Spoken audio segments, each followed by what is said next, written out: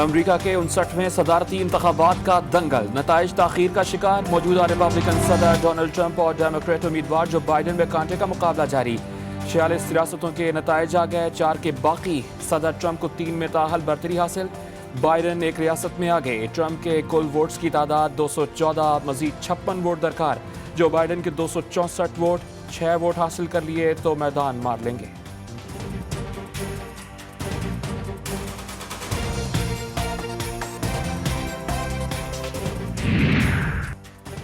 انتخابات میں 500 پلٹتا دے کر صدر ٹرمپ کی ہوائیاں اڑ گئی۔ کہا کئی ریاستوں میں دھاندلی ہو رہی ہے جو ملک کے مفاد میں نہیں۔ ٹویٹ میں حریف جو بائیڈن پر تنقید کی بوچھاڑ۔ پینسلوینیا میں ریپبلکن نے ڈیموکریٹ کی جیت پر مقدمہ کر دیا۔ And now, after a long night of counting, it's clear that we're winning enough states to reach 270 electoral votes needed to win the presidency. Joe Biden کا ایک بار پھر انتخابات میں جیت کا اظہار، کہا کہ جیت کے لیے پرعزم ہے مگر ابھی اعلان نہیں کریں گے۔ ان کی جیت امریکی عوام کی جیت ہوگی، انتخابات میں ہر ووٹ کا شامل ہونا ضروری ہے۔ ڈونلڈ ٹرمپ کے لیے دوبارہ صدر بننے کی راہ میں ایک اور بڑی رکاوٹ، مشیگن بھی ہاتھ سے نکل گیا۔ مشیگن بائیڈن کو 16 ووٹ حاصل، جو بائیڈن امریکی تاریخ میں سب سے زیادہ ووٹ حاصل کرنے والے امیدوار بن گئے۔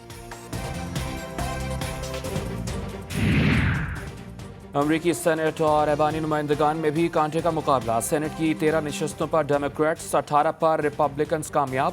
امریکی ایوان میں ڈیموکریٹ 204 اور ریپبلکنز 190 نشستوں پر کامیاب۔ ایوانی نمائندگان پر تسلط کے لیے 218 نشستیں درکار۔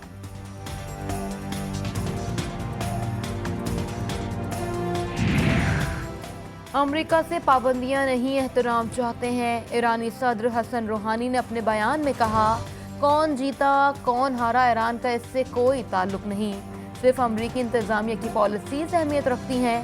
اب کوئی بھی جیتے، بالآخر ایرانی عوام کے آگے ہتھیار ڈالنا ہوں گے۔ وزیر اعظم عمران خان کے زہرانے میں اتحادیوں نے شکایات کے انبار لگا دیے۔ ایم کیو ایم پاکستان نے کراچی سے کیے گئے وعدے پورے کرنے کا مطالبہ کر دیا۔ سندھ حکومت ہمارے ساتھ ناانصافی کر رہی ہے، فہمیدہ مرزا کا شکوہ۔ اندرون سندھ کے عوام کو نظر انداز کرنے پر مسلم لیگ فنکشنل کی جانب سے تحفظات کا اظہار۔ وزیر اعلیٰ بلوچستان نے بھی اپنے صوبے کے مسائل سے متعلق وزیر اعظم کو آگاہ کر دیا۔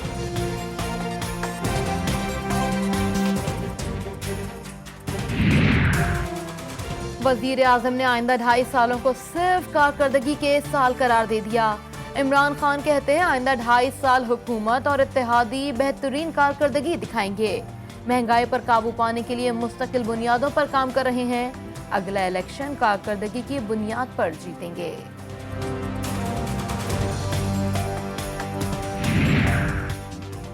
حکومت کی اہم اتحادی مسلم لیگ قاف زہرانے میں شریک نہ ہو سکی۔ بی این پی مینگل بھی دعوت کے باوجود نہ آئی۔ وفاقی وزراء اور تحریک انصاف کی اعلیٰ قیادت شریک ہوئی۔ Balochistan Awami Party, M Q M Pakistan, Grand Democratic Alliance کے وفد نے شرکت کی۔ وفاقی وزیر ریلوے شیخ رشید احمد بھی شرکت کر رہے تھے۔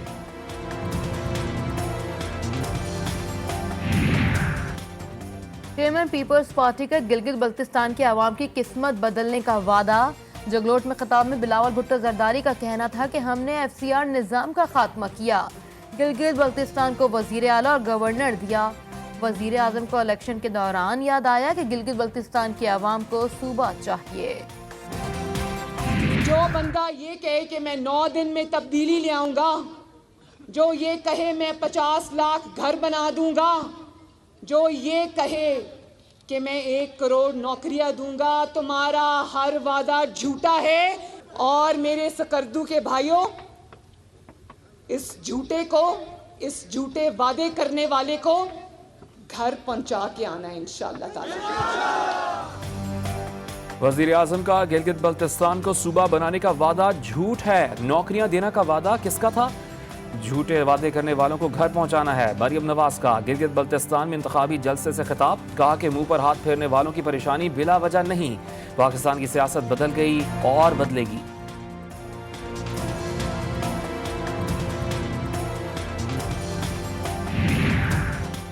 وفاقی وزیر اطلاع شبلی فراز کا اپوزیشن پر جوابی حملہ۔ ٹویٹر پیغام میں کہا، مسترد شدہ لوگ گلگت بلتستان کے باشعور عوام کو چکمہ نہیں دے سکتے۔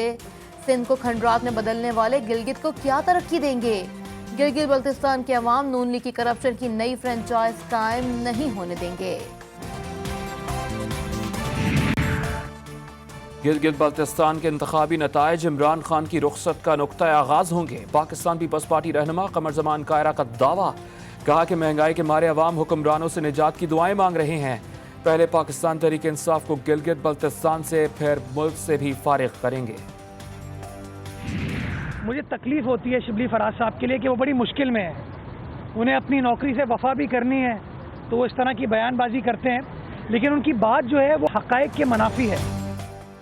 لوگ غیر جمہوری نظام سے تنگ آ چکے، ملک میں تبدیلی کی صدا ہے۔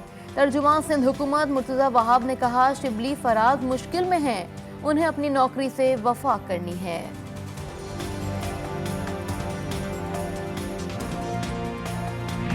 اب تقریروں کا نہیں عمل کا وقت ہے، لیکن ہماری حکومت کے ساتھ عمل کے لیے کوئی چیز نہیں ہے، اس لیے جماعت اسلامی عوام کی نمائندگی کر رہی ہے۔ جماعت اسلامی کا مہنگائی کے خلاف اسلام آباد تک مارچ کا اعلان۔ امیر جماعت اسلامی سراج الحق کہتے ہیں عوام اٹھ گئے تو حکمرانوں کو کہیں جگہ نہیں ملے گی، تمام سیاسی جماعتوں کو الیکشنز کرانے کی دعوت بھی دے دی۔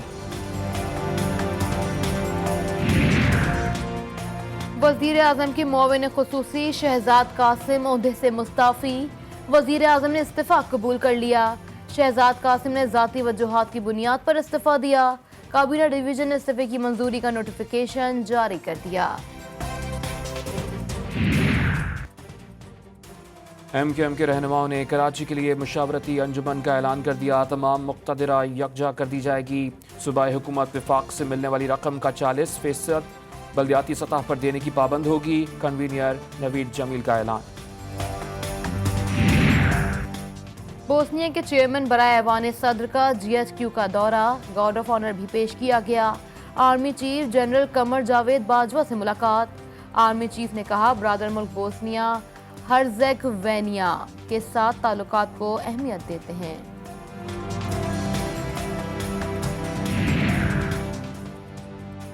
صدر مملکت ڈاکٹر عارف الوی سے بوسنیا کے صدر شفیق جعفرویچ کی ملاقات۔ ڈاکٹر عارف الوی کہتے ہیں بوسنیا کے صدر شفیق جعفرویچ کے دورے سے دونوں ممالک کے تعلقات کو مزید تقویت ملے گی۔ مقبوضہ جموں کشمیر میں انسانی حقوق کی سنگین خلاف ورزیوں سے آگاہ کیا، بھارت کا جارحانہ رویہ علاقائی امن و سلامتی کے لیے خطرہ قرار۔ گلگت بلتستان کی عارضی صوبائی حیثیت پر چین نے بھارتی بیان مسترد کر دیا، مسئلہ کشمیر کا اقوام متحدہ کی قراردادوں کے مطابق حل کرنے پر زور۔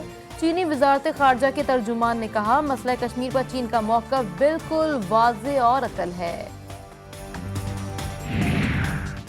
مسئلہ کشمیر پاکستانی خارجہ پالیسی کا اہم ستون ہے۔ وزیر خارجہ مخدوم شاہ محمود قریشی کہتے ہیں پاکستان کشمیریوں کے حق خود ارادیت کے حصول تک اخلاقی، سفارتی اور سیاسی معاونت جاری رکھے گا۔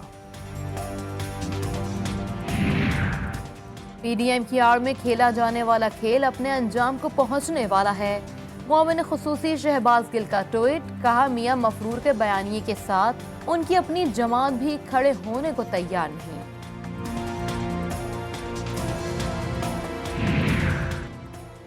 معاون خصوصی برائے اطلاعات پنجاب ڈاکٹر فردوس عاشق اوان کہتی ہیں وزیر اعظم عمران خان ملک کو ریاست مدینہ کی طرز پر چلانے کے لیے کوشاں ہیں، ہمیں کشمیریوں کو ہر موقع پر یاد رکھنا چاہیے۔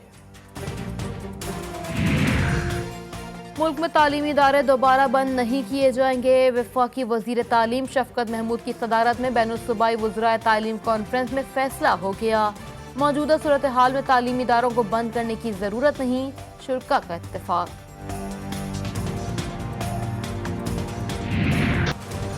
ملک میں کورونا وائرس کی دوسری لہر میں تیزی، 24 گھنٹوں کے دوران 26 افراد انتقال کر گئے، 3 ماہ بعد ایک روز میں سب سے زیادہ ہلاکتیں ہوئی۔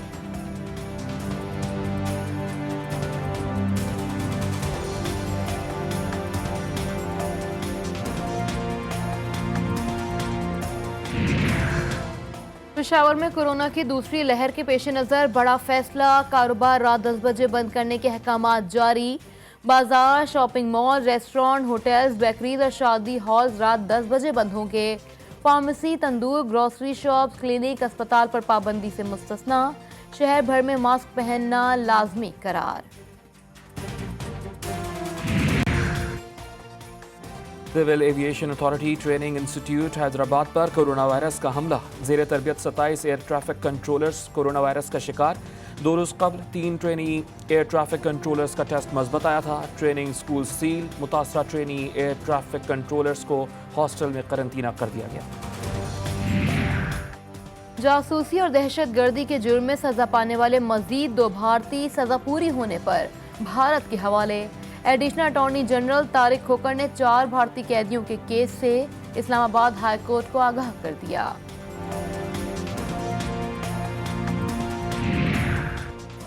मनी लॉन्ड्रिंग रेफरेंसेस में बड़ी पेशरफ्त का सामना। नुसरत शहबाज की तलबी के इश्तिहारात आवेजा। शहबाज शरीफ की अहलिया नुसरत शहबाज की मनकूला और गैर मनकूला जायदाद की तफसीलात तलब। इक़दाम में कत्ल के मुकदमे से नवाज शरीफ का नाम खारिज कर दिया गया। इस्लामाबाद की इंसदादे दहशतगर्दी अदालत ने महफूज फैसला सुना दिया। साबिक वजीर दाखिला चौधरी निसार के खिलाफ भी मुकदमा दर्ज। शाह महमूद कुरैशी की इस्तदा मुस्तरद। वज़ीर आला पंजाब सरदार उस्मान बुज़दार का सियालकोट के इलाके में 3 भाइयों के कत्ल का नोटिस। RPO गुजरांवाला से रिपोर्ट तलब। कत्ल में मुलव्वस मुल्ज़िमान की जल्द गिरफ्तारी का हुक्म। सिंध हाई कोर्ट में आरजू फातिमा केस की समाअत। मेरी उम्र 18 साल है, इस्लाम भी कबूल कर लिया। आरजू फातिमा का मौक़िफ़ जो दस्तावेज़ात पेश की गई हैं उनके मुताबिक आपकी उम्र कम है। अदालत का मुकालमा। उम्र के तयन के लिए मेडिकल बोर्ड तश्कील देने का हुक्म।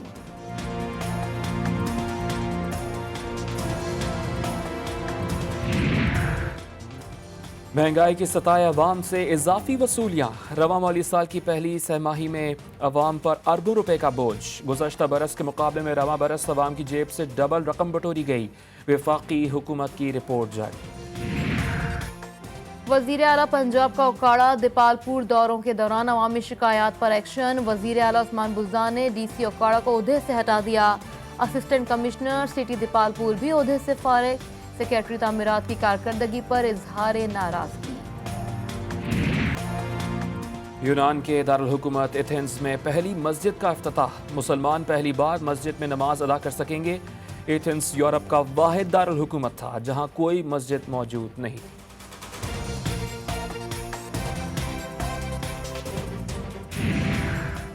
यूरोपियन चैंपियंस लीग में बार्सिलोना की फतोहात का सिलसिला जारी। डिनामो कैफ को 1 के मुकाबले 2 गोल से शिकस्त। बार्सिलोना को ग्रुप G में अव्वल पोजीशन हासिल।